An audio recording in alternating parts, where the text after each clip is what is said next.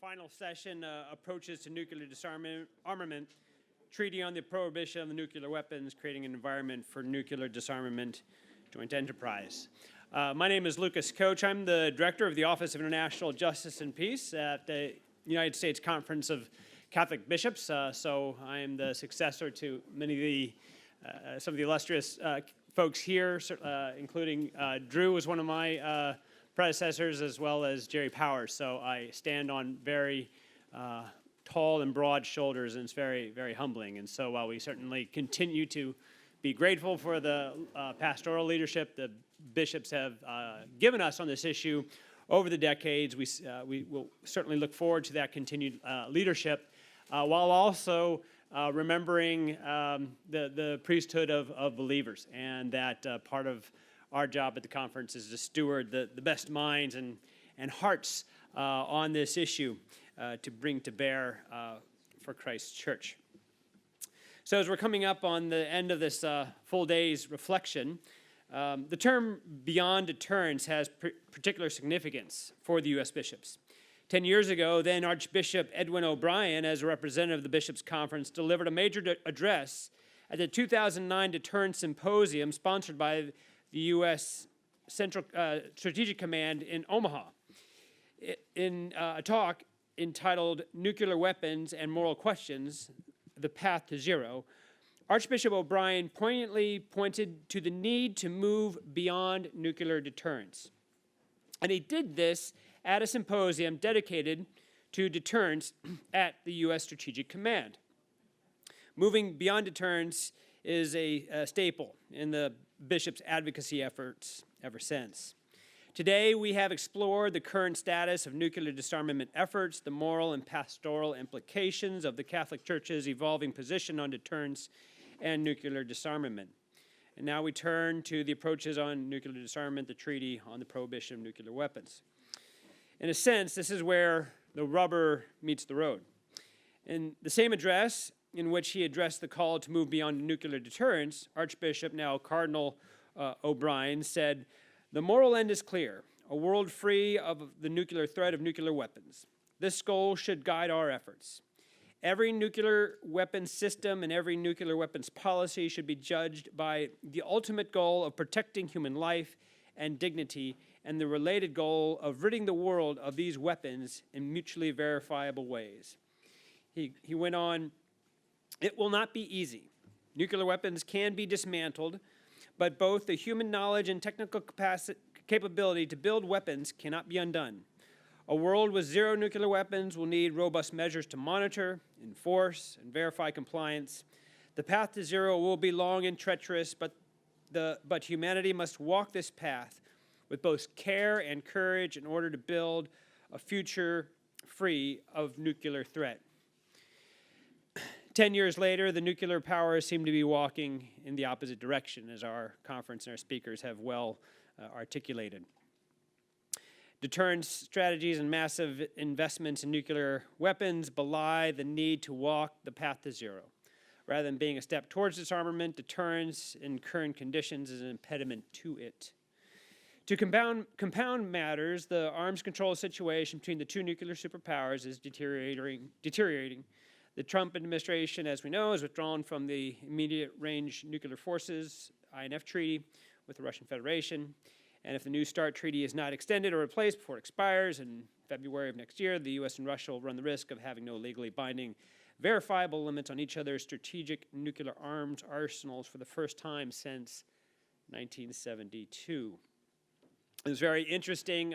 We got to shepherd over 500 lay Catholics to Capitol Hill on Tuesday as a part of our annual Catholic Social Ministry gathering, and had over 140 meetings across the Hill on various priorities that the bishops are focusing on, and renewal of the New START Treaty is a critical pillar of those priorities for this year. And it's very interesting where we would advocate for our positions on immigration, like got it, our domestic poverty reducing programs, got it, foreign assistance issues, got it, and the New START Treaty. And they're kind of can you walk me through that? What's that now, and where's that?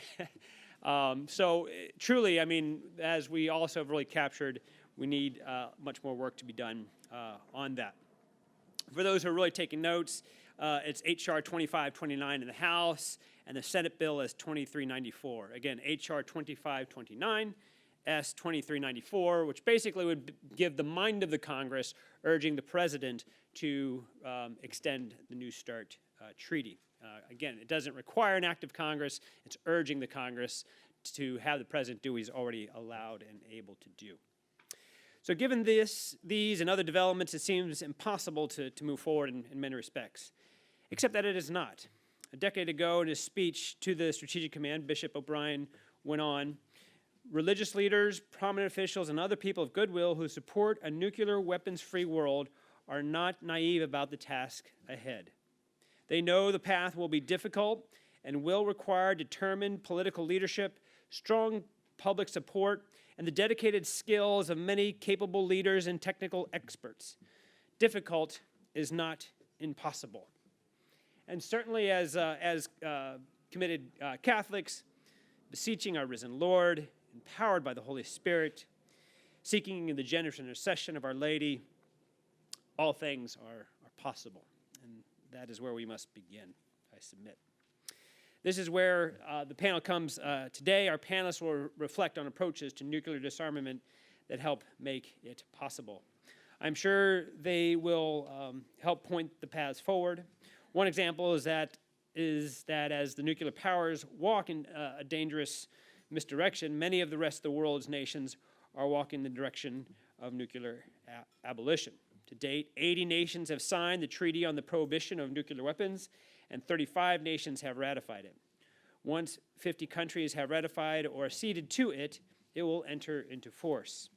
Alone, the treaty will not abolish nuclear weapons, but together with concrete measures, it will create a climate for nuclear disarmament. So our panelists are well equipped to help us reflect upon these approaches on nuclear disarmament in this final full session. Ambassador Goodby is the Annenberg Distinguished Visiting Fellow from Stanford University's Hoover Institution.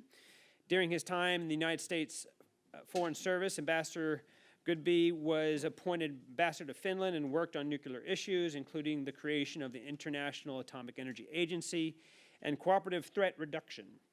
He has also taught here at Georgetown, at Syracuse, and Carnegie Mellon universities. The U.S. bishops are indebted to Ambassador Goodby for his longstanding service, but in particular, I am told, for his participation in a colloquium on revitalizing Catholic engagement on nuclear disarmament at the Hoover Institution in 2014 that was attended by 7 bishops. In his candid remarks, Ambassador Goodby said, we have to shake off the widespread impression that nuclear weapons kept us safe during the Cold War and can keep us safe now. They were and are the gravest threat to our survival as a nation and to humanity's survival. To depend on nuclear deterrence indefinitely into the future, especially when other means of deterrence are available, is foolhardy, closed quote. So I look forward to hearing what he has to share with us today. Next to him is Mr. Jonathan Granoff, the president of the Global Security Initiative, chair of the Task Force on Nuclear Non-Proliferation, and advisor to the American Bar Association's Committee on National Security of the International Law Section. As an attorney, author, and advocate, his work has focused on advancing the rule of law to address international security and threats posed by nuclear weapons. Mr. Granoff is also the senior advisor and United Nations representative of the Permanent Secretariat of the World Summits of the Nobel Peace Laureates. The U.S. Conference of Catholic Bishops owes a debt of gratitude to Mr. Granoff. I am told that Jonathan has collaborated with the U.S. bishops on a number of occasions. A prime example of such collaboration came in April 2015, the Global Security Initiative, over which he presides the permanent observer mission to the Holy See, then headed by Archbishop Bernardito Alza, co-hosted an interreligious event at the United Nations headquarters on nuclear weapons and the moral compass. At this event, Bishop Oscar Cantu, then chairman of the U.S. Bishops International Peace and Justice Committee, gave an address entitled Nuclear Disarmament, Time for Abolition. In his concluding remarks, Jonathan then demonstrated his passion for nuclear disarmament in these words, quote, "The possession and threat to use nuclear weapons in the pursuit of security represents unprecedented folly for the highest order and expression of the law of power in its most raw and primitive form," close quote. Finally, I'm happy to introduce the facilitator for this distinguished panel.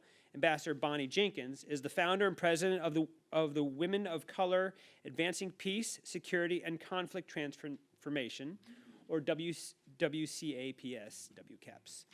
A non-resident senior fellow at the Brookings Institution and president of Global Connections Empowering Global Change, where she works with several academic institutions on issues of global health, infectious disease, and defense innovation. Ambassador Jenkins formerly served as the Department of State's coordinator for threat reduction programs in the Bureau of International Security and Non-Proliferation. She also served as program officer for the U.S. Foreign Security Policy at the Ford Foundation. The ambassador is a retired Naval Reserve officer who received numerous awards during her distinguished service. Ambassador Jenkins has been adjunct professor here at Georgetown University Law School and worked at other prominent institutions of higher education. Today, her assignment is to moderate this panel and discussion on approaches to nuclear disarmament, Treaty on Prohibition of Nuclear Weapons, creating an environment for nuclear disarmament, joint enterprise, a task which she is eminently qualified. So please help me in welcoming our last concluding panel.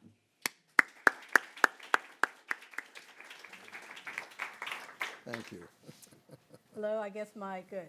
Everyone can hear me? Yeah. Great, so everything's going well. First of all, I want to thank the organizers for inviting me to be here. I'm actually, not only have I received my master's in law from Georgetown Law School, I had a chance to teach there, but I'm currently teaching at the School of Foreign Service. So I feel very connected to the university, and it's always good to see a different side of the school, which I don't get to see very often.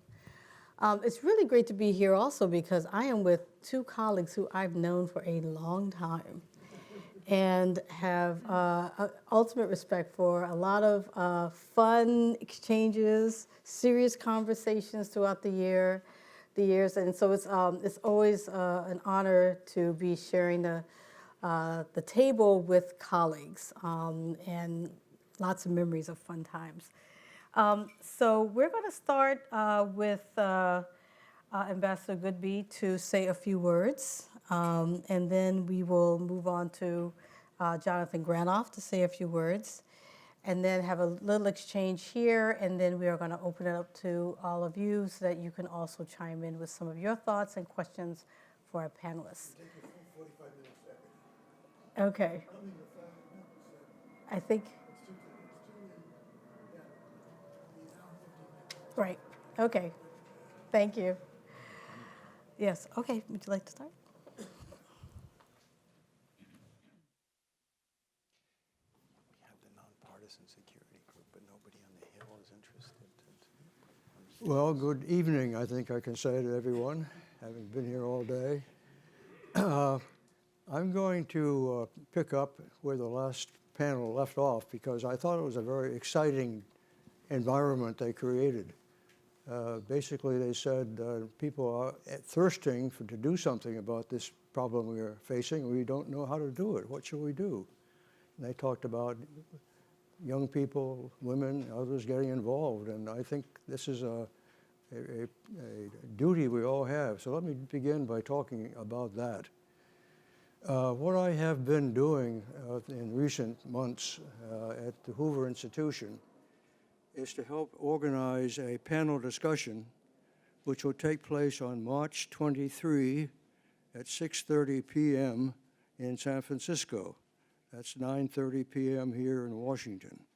And I urge you all to tune in because the Commonwealth Club, which is where it's going to be held, has a lot of connections with radio stations around the country, and I'm sure many of you have heard some of the Commonwealth Club's presentations that way. We also are going to try to get it into television and newspapers and so forth.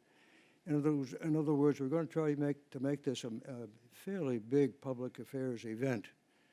Now, here's what we plan to say. We're going to have a panel moderated by Gloria Duffy, who is the CEO and president of the Commonwealth Club, long time president, in fact, but she's also served in the government, worked on cooperative threat reduction and other things, so she knows a lot about nuclear weapons and issues of that type.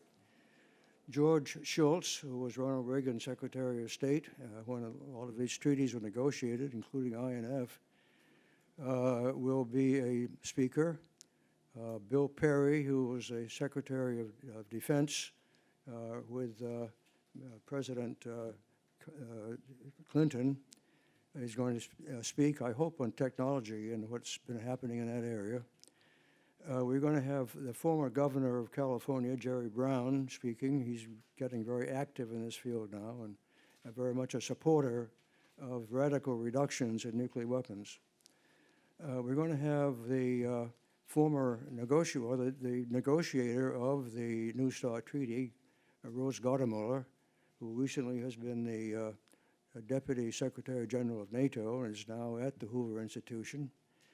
And we're going to have the Under Secretary General of the United Nations for Disarmament, whose name is Izumi Nakamitsu.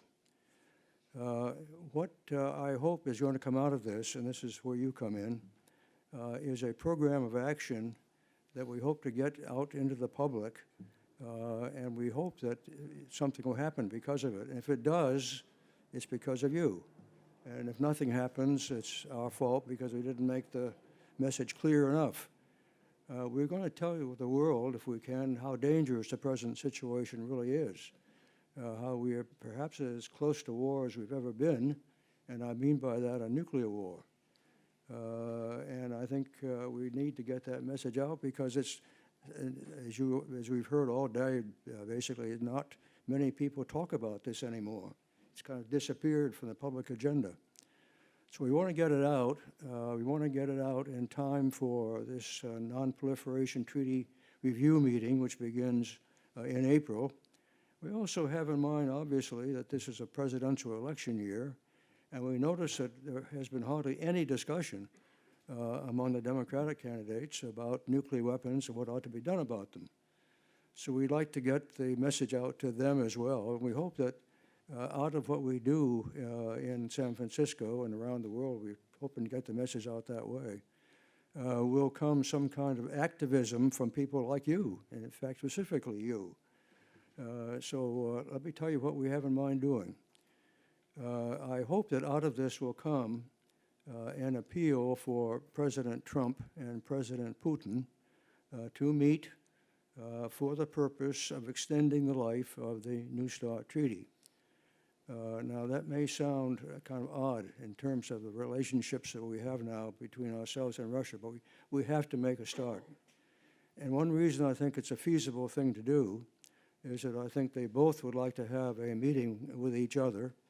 I don't think that there's any other topic other than extending the life of the New START Treaty that would gain President Trump the support in Congress that he would need to do this sort of thing. And on the other hand, I don't think he will extend the New START Treaty unless he thinks there's some political advantage for himself in doing so. So this would appeal to him, I think. I think it also would appeal to President Putin, who would love to have a summit meeting and has already, of course, proposed that we extend New START Treaty. The extending, by the way, is a fairly simple thing to do. You don't really need a summit meeting to do it. But I'm saying a summit meeting is perhaps the only way to get it done this year for a lot of political reasons, some of them good, some of them not so good. But anyway, that's the way politics is these days. I would like to see other things done at such a summit. And we'll be talking about that, too, on March the 23rd at 6:30 p.m. One of them is that we need to talk about the new technologies that have been developed since we last were in a negotiation with Russia. And that includes things you're all familiar with, the cyber war, drones. We could probably speak about that as well, and the new techniques that have been opened up for that. Hypersonic aircraft, autonomous weapons of delivery of perhaps nuclear weapons. So a lot of things need to be talked about, and we need to talk about where do you do this.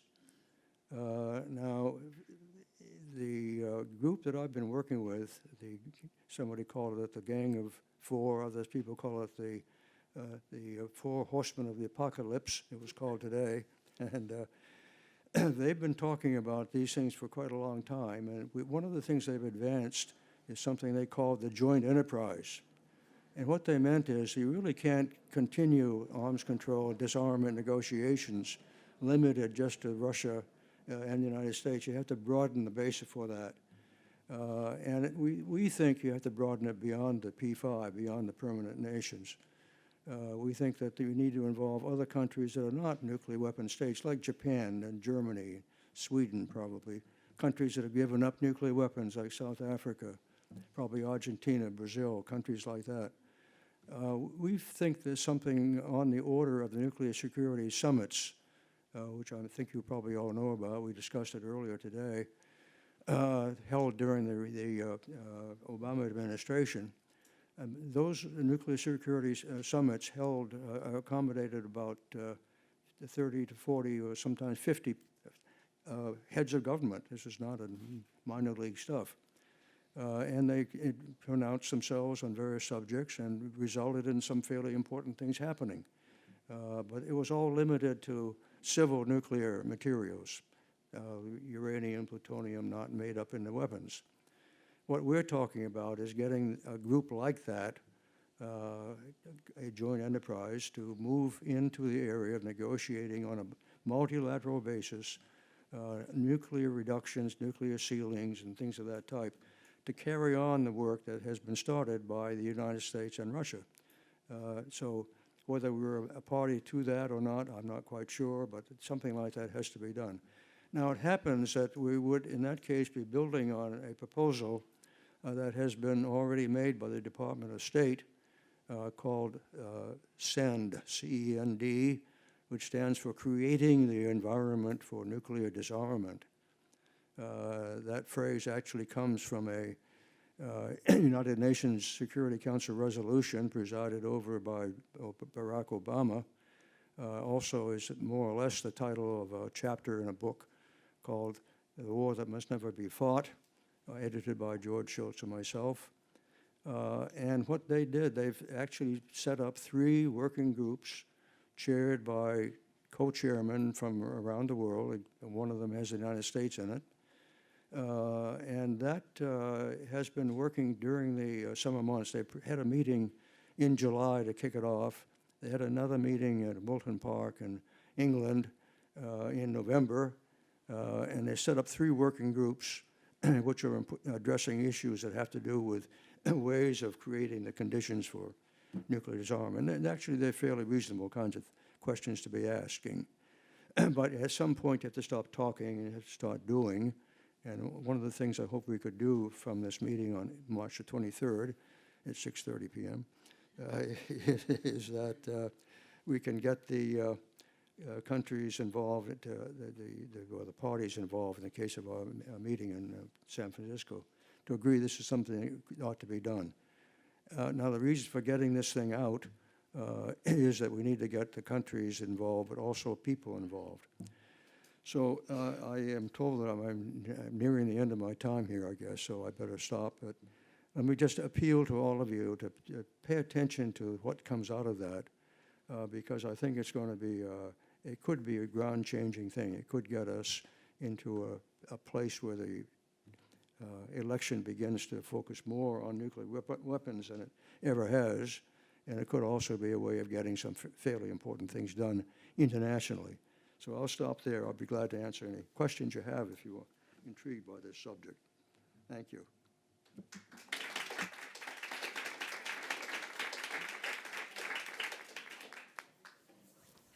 Okay.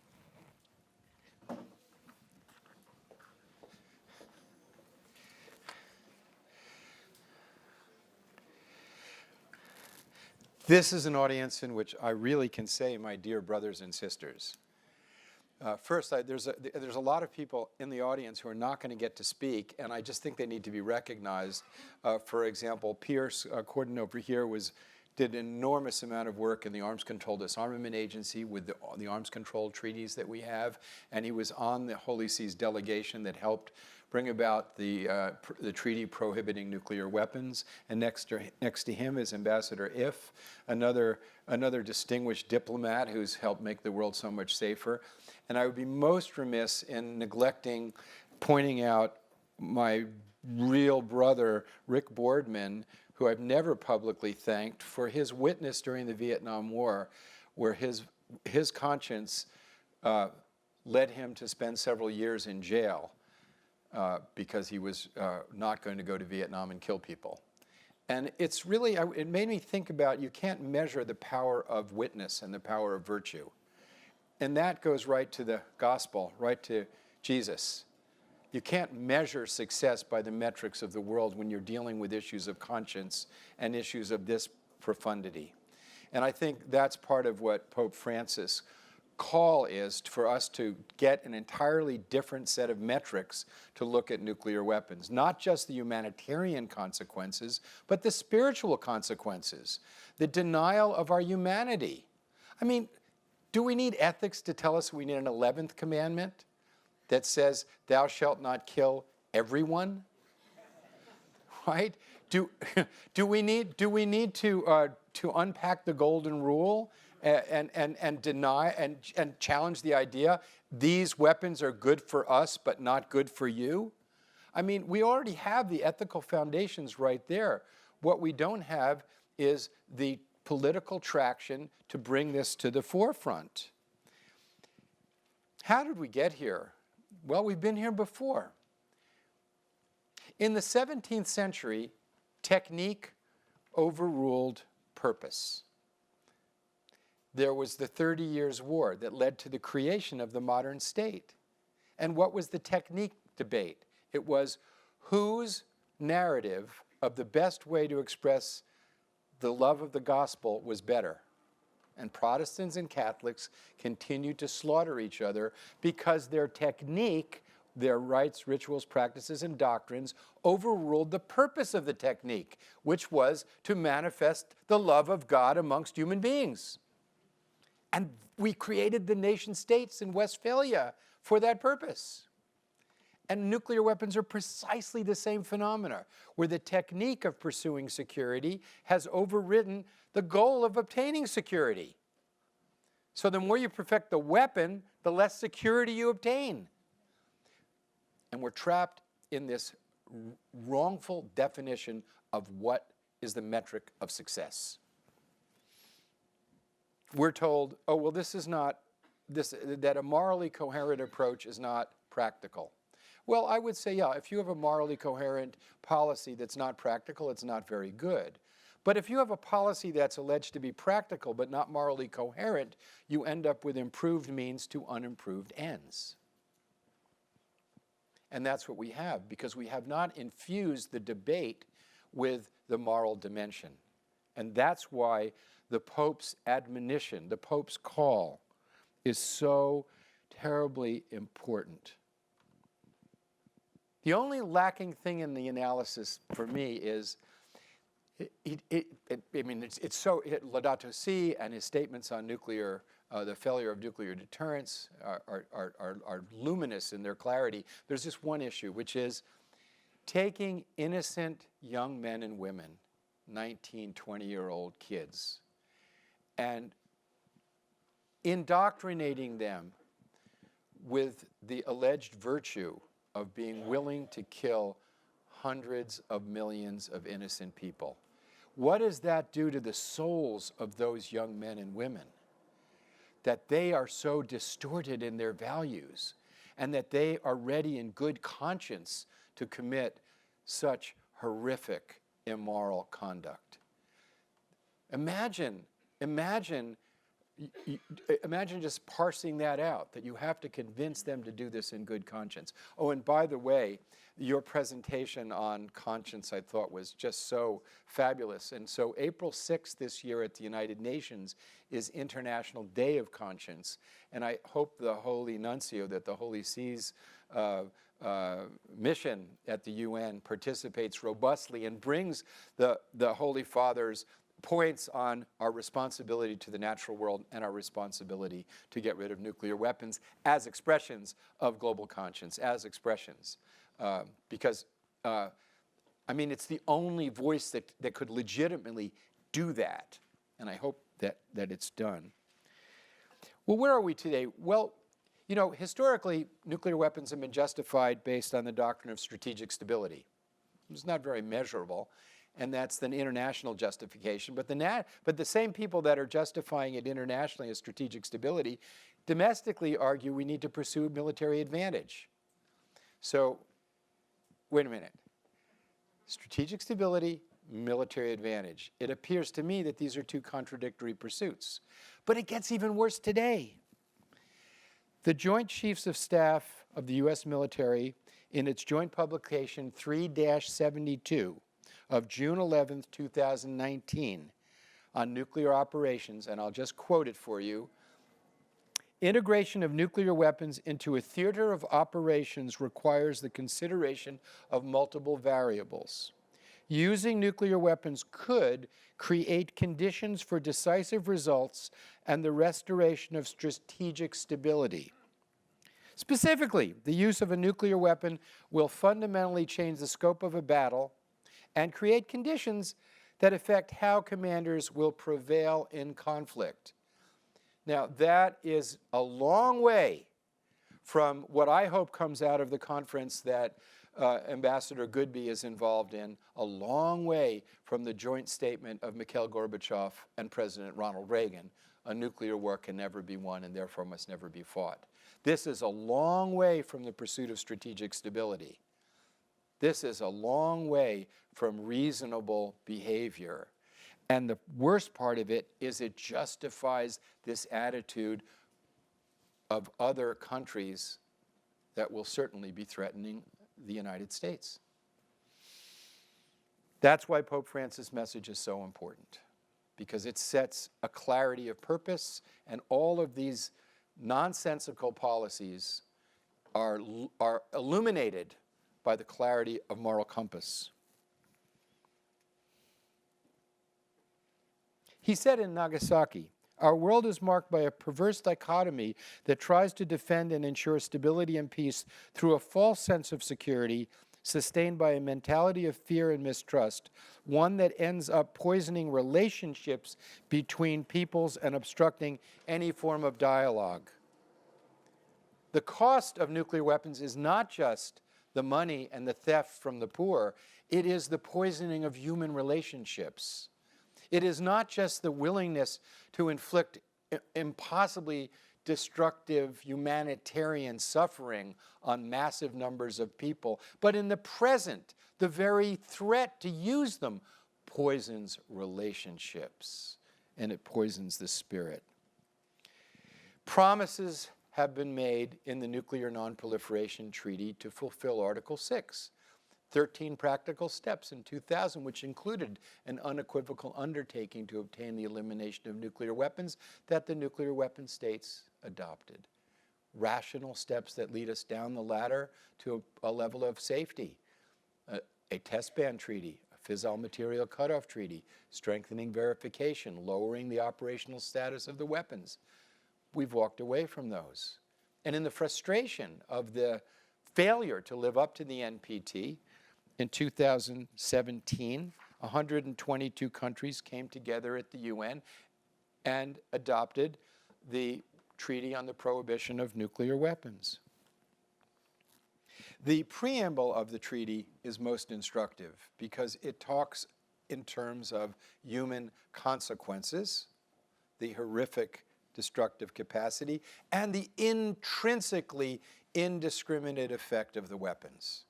It talks a language that normal people can understand, and that's its highest value. Because most of the countries, in fact, all of the countries that have thus far signed and ratified it, and all of the countries, almost all the countries that support it, are non-nuclear weapon states parties in the NPT and members of nuclear weapons-free zones. As I remind you, nuclear weapons-free zones make the southern half of the planet Earth a virtual nuclear weapons-free world. And the majority of nations in the world, 115, are in nuclear weapons-free zones. Beautiful names. Treaty of Rarotonga for the South Pacific. Treaty of Tlatelolco for Latin America, you know. Treaty of Bangkok. Treaty of Astana. Well, I urge you to read the treaty because it provides for the engagement of countries with nuclear weapons to engage, and countries that give up nuclear weapons to engage, and countries without them.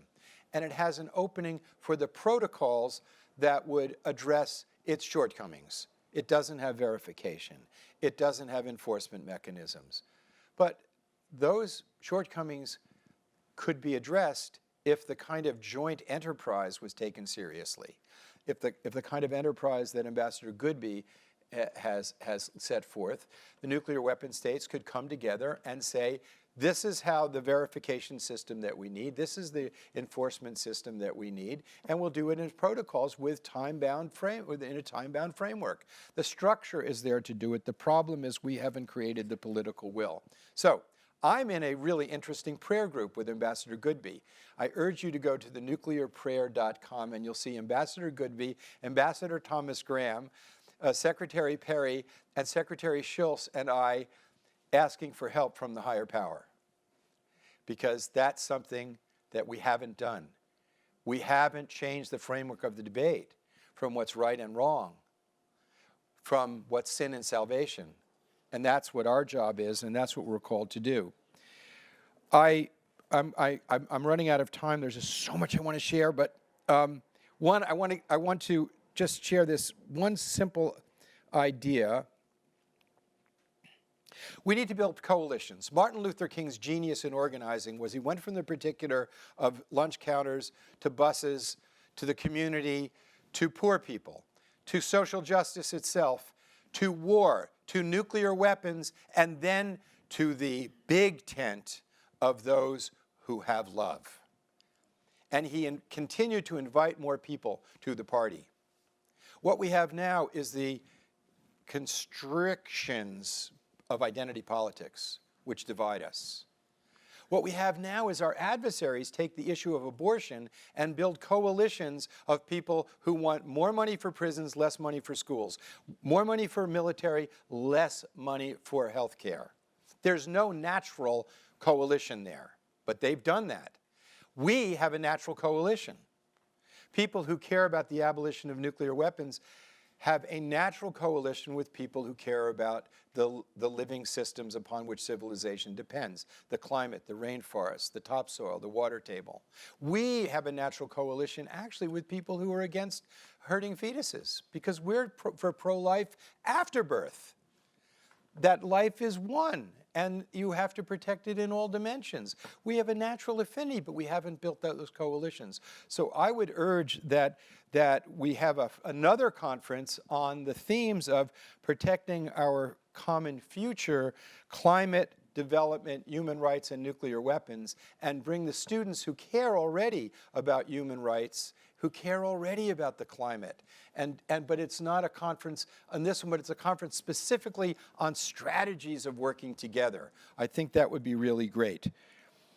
Because what we have now is a failure of communication of what we're actually about. So one of the hats that I wear is I'm the representative of the World Summit of Nobel Peace Laureates to the UN. So every year, the Nobel Peace Laureates have a summit. And they reduced the strategy of helping to build these coalitions to compelling every political candidate to answer 3 questions. 1, what are you doing to eliminate poverty? 2, what are you doing to protect the climate? And 3, what are you doing to get rid of nuclear weapons? Now, if those were asked on pulpits, at mosques, in synagogues, if political candidates were challenged with these existential global issues, I think we could make a difference. And so last but not least, it is my plea that from the Vatican and from the kind of distinguished Catholic scholars we have here and spiritual leaders we have here, that we have a concerted effort to drive the message of Pope Francis in Laudato Si, our responsibility to the natural world and to each other, because it's a lot about human solidarity and intergenerational solidarity in Laudato Si, and the Holy Father's position on nuclear weapons to a local level. I know that it can work. And I'm going to end right here giving a personal story. When the Chemical Weapons Convention was up for a vote, Rick Santorum was a key senator, a very right-wing conservative from Pennsylvania. And I personally went to Cardinal Bevilacqua and asked him what he was doing about the prevarications of the senator, and he wasn't doing anything. So I suggested he should be reminded of how important the position of the Holy See on abortion was to his election, and that how important it was to the Holy See to bring the Chemical Weapons Convention into force. Within 3 days, he supported the Chemical Weapons Convention. So all we need to do is remind them that they got there. The President of the United States I think this is taking God's name in vain, used abortion in that big rally last week. I don't think he cares all that much about right to life, but he sure cares a lot about getting elected. And we need to put the fire to the feet of these politicians on the entire package of the sacredness of human life and the power of love. Thank you.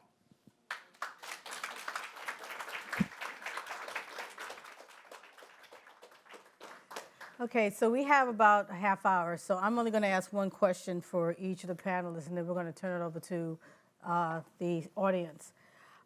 So Ambassador Goodby, looking at the idea of the joint enterprise, and I'm happy to see the reference to nuclear security summits, which I worked on very closely for the 4 summits. And what was great about it was that we were able to have a number of countries who don't normally talk to each other on several issues, but particularly on nuclear issues, sitting around a huge table and working together because we were all focused on the issue of nuclear security, because everybody agreed loose nukes is not good for anyone. So you had Israel, Pakistan, India, all there. The P5 was there. Azerbaijan, Armenia, who tended to try to fight regardless of how much we didn't want them to. So you had everyone around the table, but the one thing that was a challenge was as soon as it creeped into anything on nuclear disarmament, we had to stop it, because everybody recognized that issue would be the issue that would destroy the ability of everyone to sit around the table. So if in fact we were to have the willing around the table and bring in different countries, how do you bring them in on this issue of nuclear disarmament around the table? How do you make them the willing?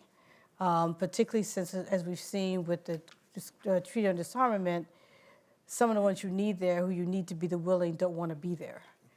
So I just wonder if you had a response to that. Well, I think that the answer probably lies in the fact that there have been a number of them that have signed on to the ban treaty, which supposedly would indicate their willingness to think about a world without nuclear weapons. But the point is that if they want to have a more secure world, they have to encourage those countries that have nuclear weapons to give them up, or at least reduce them. And that means you get into a bargaining situation. You get into a situation where the non-nuclear weapon states need something from the nuclear weapon states, and getting to talk about how you reduce the threat, I think is the way you do it. It's just a negotiation like most others. And Jonathan, what happens if the nuclear weapon states as recognized under the treaty and the states that have nuclear weapons, the 5 nuclear weapon states recognized under the Non-Proliferation Treaty and the other countries that have nuclear weapons, what if they never sign the Treaty on Disarmament? What happens? Well, they've signed the 5 of them, the United States, Russia, France, the UK, and China have signed the Nuclear Non-Proliferation Treaty, which obligates them to negotiate the elimination of nuclear weapons in good faith. And they have set forth in 2000 and 2010 a set of commitments to actually move in that direction. So it's not a big leap for them to actually move in that direction. They already have the template for doing that. So I don't think they necessarily have to do the ban treaty, but if they start fulfilling those commitments, then the world changes. Then the world changes because those commitments affirm the rule of law. They don't impair any country's national security interests, and they make the world safer. Those are reasonable things to do. And yet, because of this ideological trap that our military is in, of on the one hand, pursuing military advantage at all costs, the diplomats who are claiming the importance of strategic stability are in incoherence and nothing's getting done. It's very interesting in the debates about the ban treaty, the United States and Russia come together in this incredible sense of unity. It really, and at the NPT conferences, you've seen this because you were in the State Department. The nuclear weapon states come and extol the virtues of having nuclear weapons and how they're keeping the world safe by having them. And they actually had the audacity to say that I had a debate with Chris Ford, from the administration at the UN, the audacity to say that the ban treaty impairs strategic stability. And I pointed out that I thought that the modernization of the arsenal and the commitment to spend over $1 trillion on the arsenal had more of a deleterious effect on strategic stability, stimulating a new arms race. I mean, it's a preposterous intellectual argument. It's a preposterous moral argument. The only argument is we can do it because you haven't built the political will amongst the population, because you haven't made the moral imperative present in the lives of the population. That's why they get away with it. Okay, so I'm going to see who wants to ask questions of our great panelists. Yes?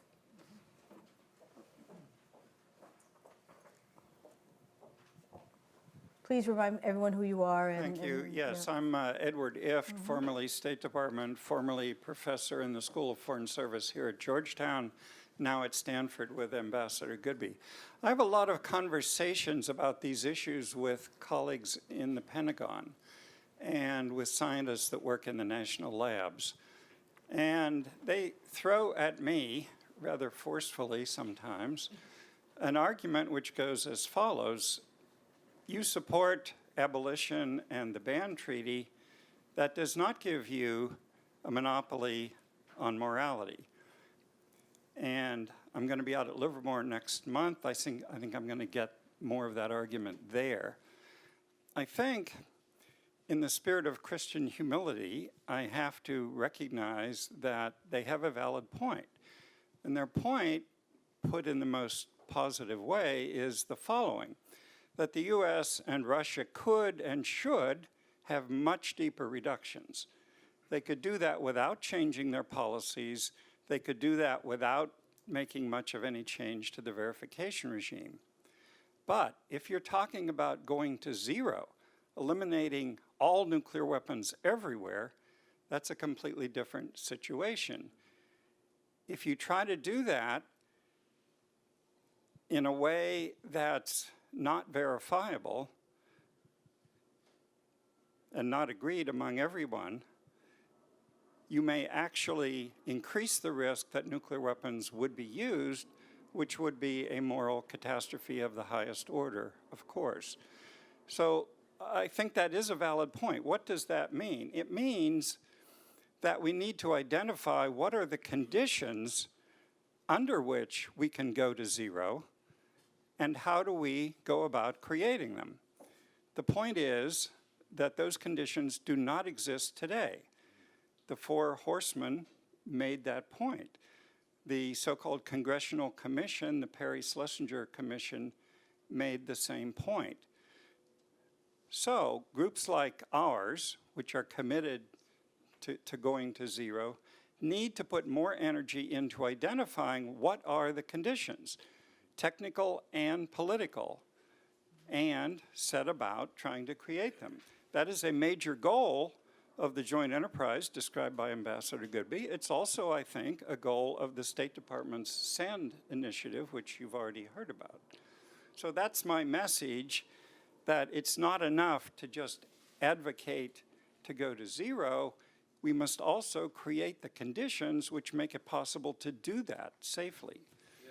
And I assume that also means that we're looking at the conditions are going to be the international conditions, not just the ones between the U.S. and Russia, of course. It's going to be, which makes it, of course, a little more complicated. But it's a good point about what are the right conditions. Do you want to? Yes, I do. We heard from Professor Koplow, who, by the way, was deputy counsel at the Defense Department for many years, so he's experienced on that side of the equation, the importance of the adage pacta sunt servanda, which, by the way, the Holy Father used in his speech in, I think it was 2014, means promises must be kept. And I think that the steps that the United States and Russia have already agreed to do help create those conditions. And that's why I didn't talk about leapfrogging to zero with the same world that we have today. I think it's important to note that the steps that were committed in the Nuclear Non-Proliferation Treaty, by their nature, reinforce verification, reinforce trust, and reinforce, most importantly, the tool that I think we need more than anything is respect for the rule of law. And if we walk away from promises under treaties and we treat treaties like real estate, like real estate deals, rather than the supreme law of the land, we undermine the most important condition. I would also say that the fact, and the Holy Father has pointed this out in several of his presentations, the fact that there are a series of existential threats that require a new realism, protecting the oceans, the phytoplankton that we all breathe, protecting the rainforests, etc. These are existential to human survival, and they require global cooperation. And they're real security issues. Nuclear weapons are based on myths. You can't measure strategic stability, and you can't measure the benefit of military advantage. It didn't prove successful in Vietnam or Afghanistan. But you can measure the health of the oceans. You can measure the health of the climate. You can measure the elimination of poverty. You can measure the water table. And I think changing the framework of what is realism and what is myth would be a big, big change. And by the way, I definitely agree with those military people who say we could go down to fairly low numbers without changing deterrence policy, without very much of a change. But I think that by doing that, we would be changing the conditions for the positive. Yeah, I agree with everything my friend said, but I would add that I think Marianne Love was exactly right when she said you can't just do nuclear weapons, you have to do the people part of it as well. And that is exactly what we've been saying for quite a long time now, namely that there has to be a global commons. This is George Shultz's one of his favorite words. And I do think that progress in nuclear weapons, over which governments have a lot of control, should help in the other side of the equation. That is to say, you should be able to build trust that way. Yeah. The other thing is you have to talk about the interdependence, as Pope Francis has done. You can't just say you can do America first and then say, now let's do disarmament. It doesn't work that way, as the president likes to say. So I would just add some other things to your argument, just not the nuclear weapon side of it, but the politics and ethical and humanitarian side too. It's also what we lose when we focus and spend on the nuclear. You're talking about the oceans, the environment. These are the things that need to get a lot more attention and a lot more money to figure out how we're dealing with it, and making a connection between what we're spending in the myth and what we're not getting by working with the myth and spending money in the myth. We're losing all these other environmental things that we really should be focusing on right now. Could I ask you a question? I don't know. I think I'd rather But have... people don't realize it's your experience. You had direct experience in threat reduction, in negotiating with our so-called adversaries. And many people don't know. One of my objections to, like, when you were in the government, you and Laura Holgate, was you had enormous successes and never took a public victory lap. I'll take one around here afterwards. People should Jonathan. know. People should know that you overcame barriers and had made real progress. That's true. We did make real progress. Yeah. Thank you.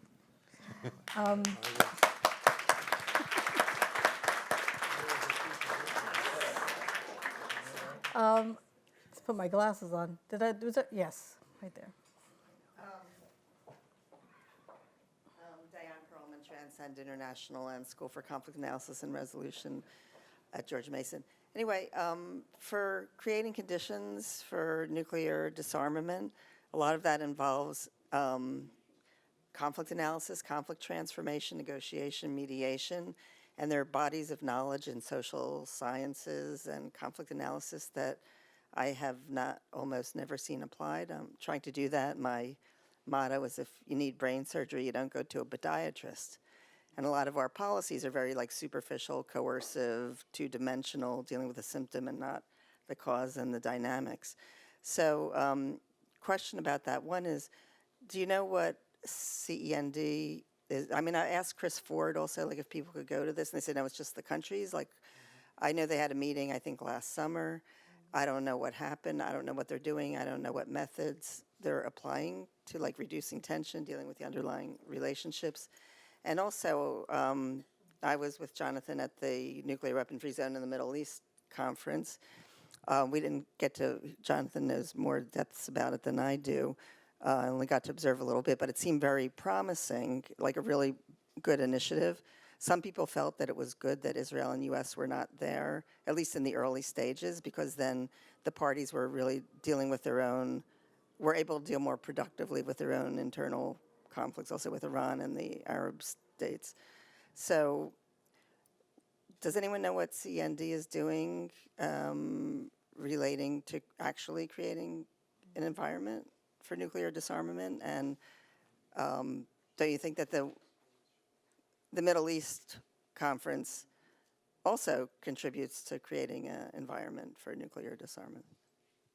Yeah, well, I did touch on that, but what has happened is that there have been 3 working groups set up. One of them addresses questions of the instrumentalities, that is to say, the forum, institutions that might be necessary to actually go about doing this. One has to do with creating the political conditions, that is to say, the economic and political side of things. And there's a third one, I can't remember what the topic is, but each one of those is chaired by 2 countries. We chair the one that has to do with institutions, as I recall, jointly with, I think, South Korea. The Dutch are involved in another one. I'm sorry I didn't bring all the data on that, but they have been having discussions that were reported in Wilton Park in November, and you can actually find some things about that on the internet if you look under state.gov. And I thought the results were fairly encouraging because they actually did talk serious things. And I think despite whatever the purpose may have been of this idea originally, and there were a lot of cynics that thought it basically had to do with distracting the nuclear proliferation treaty, non-proliferation treaty review conference. But I think it actually has been doing some useful things. But as I said, you have to stop talking at some point and begin to say, okay, so what do we do about this?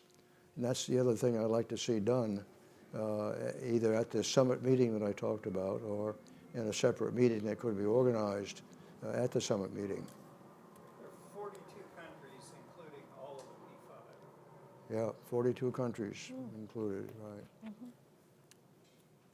Was there another question over here? Okay, yes. Hi, I'm Peter Metz. I'm an interloper here. I'm an advocate. I don't have professional expertise in this area at all, except that 3 years ago I decided, as a retired engineer, that what I wanted to work on was something that really mattered, and of the 3 world crisis issues, I chose nuclear disarmament. I'm still learning a lot. I don't have Jonathan's eloquence, but he's shared a lot of good things with me, which I appreciate. Some of you heard me speak about my experience last year at the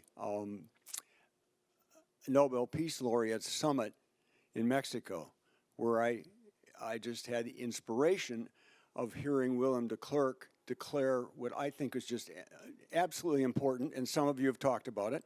We must arouse the people. But he didn't talk about it as a mandate, or he didn't talk about it in fancy language or anything else. He slapped his hand on the table and he said, we must arouse the people. And I think we're neglecting that here. Okay, we've had some talk about creating a mandate. I guess I want to argue, and then I want the panel to critique my simplistic thinking, okay, please. I want to argue that we should be very careful not to make this too complex, not to get mired in the details, not to let the perfect be the enemy of the good. The good is that we want an end to the threat of nuclear war.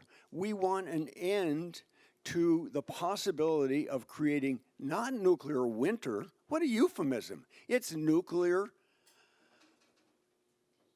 ice age. That's the forecast from these studies that show what will happen. Even if only Pakistan and India have a small exchange, it's going to affect the whole world, the climate, and the studies show about 2 billion people will be at risk of famine. We need to focus on these dire, that's not acceptable. It's almost not an issue of morality, okay? So, I'm sorry. I've gotten a lot out of this. I feel very privileged to be here. I've learned a lot today. I want to thank you all for that. But I really want to say, don't get mired in the details. Don't make it too complex. Let's arouse the people. And that's not that hard. The Coca-Cola company knows how to sell Coca-Cola in every country of the world. Well, let's use some of that industrial savvy, marketing savvy. Let's get the best of ethical marketing to create a global campaign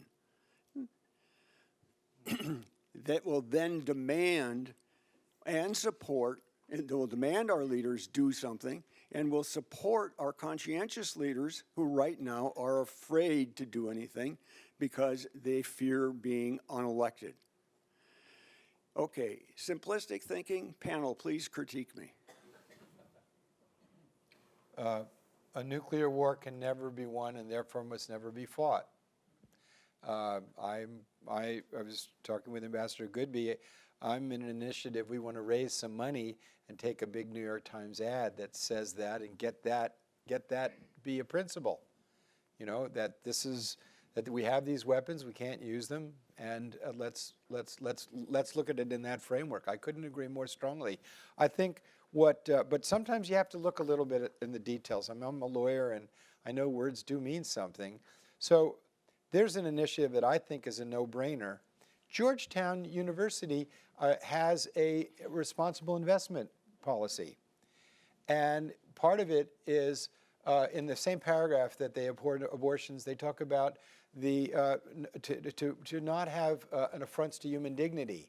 And in fulfilling that, it says, they say, as part of not violating human dignity, that they won't invest in companies that are directly and significantly involved in the production of weapons that are intended to be used for indiscriminate destruction, and companies that are engaged in activities having an extremely deleterious effect on the environment. Well, that would be nuclear weapons. However, this word here, intended to be used, gives a big out, because the nuclear weapons planners never say we intend to use them in an indiscriminate way. We intend to use them to hit military targets. It may be that the military target is in a city with 10 million people, but that's collateral damage. So you take that word out and it's perfect. And I'm pleased to share with you that the people applying this are applying it as if that word is not there. They're doing the right thing. So I think, for example, I just wanted to make sure that before we leave here, that people look, I appended their policy and a suggestion of moving to push other universities to adopt similar policies on nuclear investing. Because that way, even if they don't do it, stimulating the debate on the simplicity. Put your money where your values are.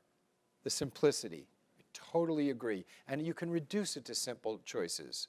The money goes here or the money goes there. But what about accepting funds from the military-industrial complex, which I think is another problem that actually doesn't get addressed under the social screening? Sure. You didn't have the mic, so you highlighted the impropriety of accepting funds. Well, it all depends if there's a quid pro quo. Hi. Did you want to respond? Well, let me just mention one thing quickly, namely, as you watch or listen to the State of the Union message in another week or two, think back to 1984 and what President Reagan, a great communicator, said at that time.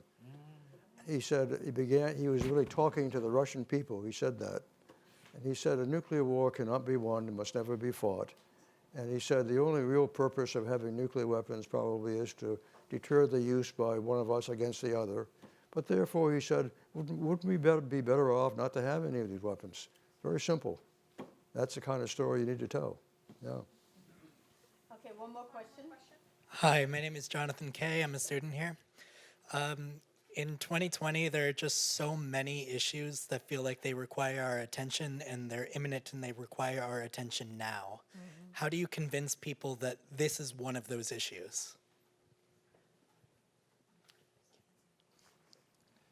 Because if we get this one wrong, if we get all the other issues right and we don't get this one right, it doesn't matter. But yeah, I think it's also, going back to the last question, I mean, it's always been a bit of a challenge. I mean, we've had nuclear movements, but a sustained focus on it has always been a bit of a challenge. And how do you keep those who are not as active focused on the issue? So when you had the North Korea issue, it was big. Everybody thought about it. Everybody cared about it. It was on the front page. Then when that went away, people went back to things that, unless you're one of us in the room or up here, and this is what you care about on a regular basis, it's always been a bit of a challenge. I think keeping the message simple makes a lot of sense. But there are a lot of challenges right now. And the course I teach at Georgetown is about global threats. And I talk about these other challenges that exist in the environment and biodiversity and food and water security. And then I talk about nuclear weapons. And maybe trying to digest how these things are connected and how understanding how what we do in one area has an effect on other things. And so if we look at, for example, you look at climate change and how it affects infectious disease issues, which is a big thing right now, and why you need biosecurity. People are making connections between climate change and nuclear issues. I mean, sometimes sometimes it's scary when you look at it all. And I know for the younger generation who I teach, they're thinking, oh my God, this is the world that I'm inheriting, But I try to help them think about how it's connected and how maybe working things together can try to improve things. And it's difficult, and I know it's challenging, and I can't even imagine what your generation's thinking right now when you look at the world and you got coronavirus right now. Infectious diseases is something we're going to always deal with. It's never going to go away. We don't even know about the diseases. We only know about the ones that are bad or getting a lot of attention. So I know it's difficult, but I try to look at these issues in terms of how they connect and how you can make a difference in something and how it connects to other things. So I don't know if that helps, but I think that was the last question. Yeah, I think it's the last question. Can we close? Yeah, do you have any final comments, Ambassador, any final comments? panelists? Nothing at all? Okay. I have a final comment. Okay. Well, let me just say, I do think you have to get to the summit level in order to sustain interest in this thing, because if you don't have that, it doesn't make too much difference, what people talk about. You have to get in our society, the president has to say this is what is important, and of course we're not getting that now, which is a reason for our panel on March the 23rd. My final word is that as people of faith, we are here in we're here in an institution and a gathering that a cleric has called us together. We have one of the most distinguished representatives of the Vatican here. We have people of multiple faith traditions in the room, but we have not really collectively invoked the power of the divine to shine its light on this issue. And that's a secret endeavor that takes place in the depths of the heart. And I would just remind all of us that prayer is powerful and that this issue demands the highest power of all. And the great blessing of being a human being is that it's our job to bring the divine power into action in our lives, in our time, and not to be questioned, have doubt, but to have confidence that God made us so that we would serve him. May that be so. And with that, I'd like to thank our panelists and thank all of you for still being here.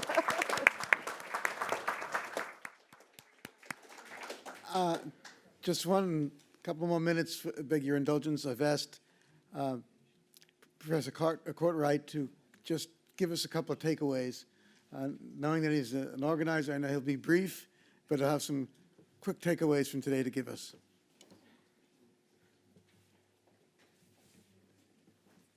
I thought you were my friend. I have this great It's an unenviable position, penance for past sins, but I'll do my best. I think we've seen conflicting realities depicted as we think about the problem, the really important, significant growth in support for nuclear abolition at the political level with former statespersons, but also the evolution of the ethical reasoning of the church has been really spelled out in real clarity here to see that the previous conditional acceptance of deterrence is no longer acceptable, and that arms reduction towards nuclear abolition is the essential position of the church. That's profoundly important. And the concept of integral disarmament, which is linked to peace-building human rights and so many other things. But at the same time, we've talked a lot about this ideological trap, this self-reinforcing ideology of deterrence, as Joan Rofin called it, which still has a stranglehold on official thinking. And we've also many times talked about this reversal that we've seen over the last several years of building new nuclear weapons, the recapitalization of the nuclear weapon systems, disintegration of arms control, and the like. But most importantly, I think we've heard a lot of ideas about what to do. Ambassador Goodby said that's a question on all of our minds. But I actually think we've covered a lot of ground here and, excuse me, and have some important things to do. The first is really to enhance awareness and knowledge, engaging people on this issue again. As Joan said again, people are not informed, they're voiceless, so there needs to be a process of building will, political will, building consciousness, and doing that in the sense of linking the issues, as Bonnie was just saying, but also especially these existential threats of the threat to the climate, to the life support systems of the Earth, but also to the threat of nuclear war to all life. Again, Pope Francis teaches that all these issues are connected. We also talked a lot about the power of prayer. Thank you, Jonathan, for that. But also conscience formation that Margie and others have talked about. Pastoral engagement, dialogue, prayerful, respectful dialogue, including and maybe especially with our colleagues in the military, in the scientific and policy communities.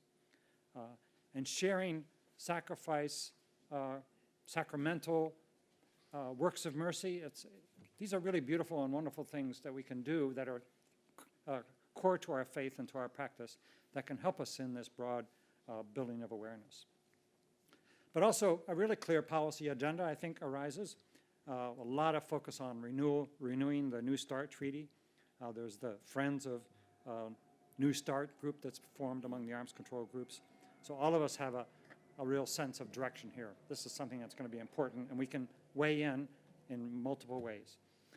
These spending issues about the colossal waste of precious resources on rebuilding the weapon systems, the smaller but very important money that is being spent to build new nuclear bombs, these are issues we can focus on, and there's lobbying groups, policy groups that are providing guidance that we can all follow.